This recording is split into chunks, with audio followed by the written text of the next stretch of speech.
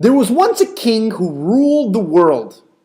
He built a great castle so big that you can get lost in it. For security reasons, his bedroom had a very thick wall. Outside the room, it was impossible to hear what was going on inside. One day, the king accidentally locked himself in his room. "Open the door at once!" he shouted.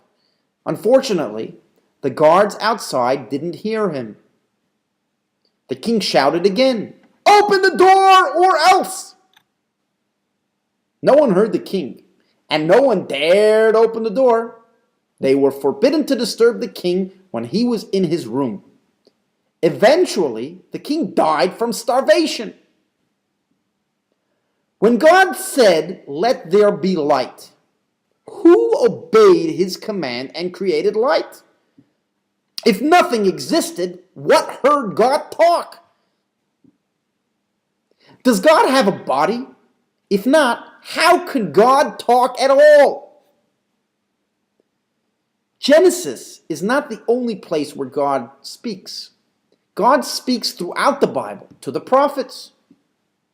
Some prophets acted insane during their experience. Obviously, God's speech has a much greater impact than word of mouth. God's words are not sound waves. They are energy patterns. Nehemiah 9 says, "And you give life to all." The Kabbalists comment, don't read it, "you give life to all." Rather, you constantly create all. The word "you" represents God's creative power. Now pay attention for a moment.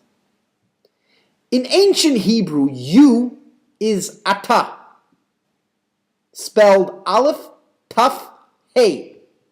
Aleph is the first letter of the Hebrew alphabet. Taf is the last. Hey has the numeric value 5. Aleph and Taf represent the 22 Hebrew letters. Hey represents the 5 sources of speech. People use 5 places to produce different sounds: the lips, teeth, tongue, back of the mouth, and the throat.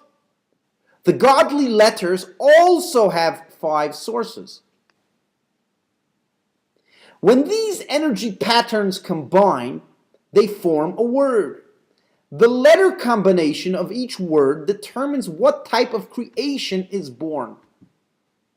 You may think that someone recently studied physics and came up with this God's theory that is conducive to science.